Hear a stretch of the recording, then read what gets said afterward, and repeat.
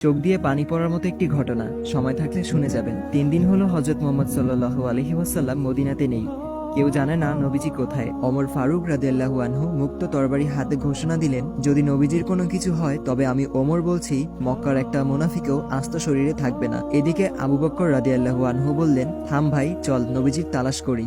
দুজনে মদিনা থেকে মক্কার উদ্দেশ্যে রওনা হলেন। মরুভূমি পেরিয়ে পাহাড়ের এলাকাতে আসলেন। একটু দূরে দেখলেন এক রাখাল দাঁড়িয়ে আছে। আবু বকর রাদিয়াল্লাহু আনহু ও ওমর ফারুক রাদিয়াল্লাহু আনহু রাখালকে জিজ্ঞেস করলেন, তুমি কি মুহাম্মদ সাল্লাল্লাহু আলাইহি ওয়াসাল্লামকে দেখেছো?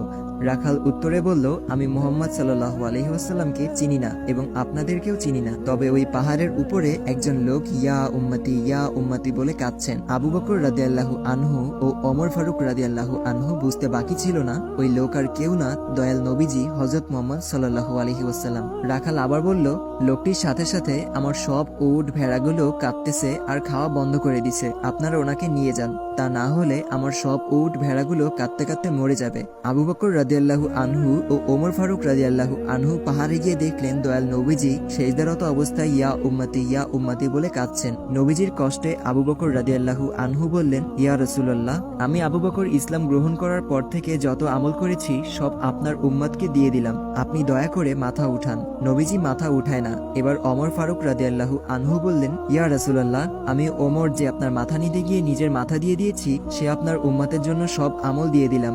নবীজি মাথা উঠায় না। আবু বকর রাদিয়াল্লাহু আনহু বললেন, ওমর কাজ হবে না, রাসূলুল্লাহকে একমাত্র ফাতিমা শান্ত করতে পারবে। তারা দুইজনে মদিনার দিকে ছুটছেন। পথে হযরত আলী রাদিয়াল্লাহু আনহু এর সাথে দেখা। আবু বকর ও ওমর রাদিয়াল্লাহু আনহু বললেন, সামনে গিয়ে লাভ নেই, রাসূলুল্লাহকে শান্ত করতে ফাতিমাকে লাগবে। এবার তিনজনে ফাতিমার বাড়ির সামনে আসলেন। আলী রাদিয়াল্লাহু আনহু ফাতিমাকে ডাক দিলেন। ফাতিমা বাইরে এসে স্বামীর চেহারা দেখে বললেন, আপনাকে এমন দেখাচ্ছে কেন?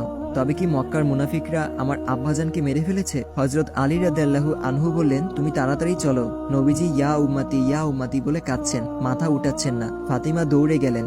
নবীজির কাছে গিয়ে বলছেন, আব্বাজান, আপনি সফরে যাবার আগে এবং সফর থেকে ফিরে প্রথমে আমাকে দেখতেন, আমার সাথে কথা বলতেন, কিন্তু আজ 3 দিন হলো আপনার কোনো খোঁজ নেই, আপনি কি আমাকে ভুলে গেছেন? নবীজি তাও মাথা উঠায় না। ফাতিমা রাদিয়াল্লাহু আনহু বললেন, আব্বাজান, আমি আপনার ফাতিমার সব নেকি আপনার উম্মতকে দিয়ে দিলাম। নবীজি মাথা উঠায় না।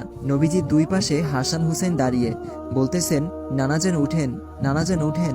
নবীজি মাথা উঠায় না। হঠাৎ ফাতিমা রাদিয়াল্লাহু আনহু বলে উঠলেন, আব্বাজান, আপনি উঠেন, আমি আপনার উম্মতের জন্য আমি হাসান হুসেনকে কুরবানি দিয়ে দিলাম। আল্লাহু আকবার, আল্লাহু আকবার, আল্লাহু আকবার। এবার নবীজি মাথা উঠালেন আর বললেন, ফাতেমা, তুমি কি দোয়া করলা? আমার আল্লাহ তোমার দোয়া কবুল করে ফেলেছেন। নবী রাসূল সাহাবীদের রক্ত ঝরানোর কারণেই সেই দিন আজ আপনার আমার কাছে আসতে পেরেছে। আসুন আল্লাহর হুকুমগুলো নবীর তরিকায় পালন করার চেষ্টা করি।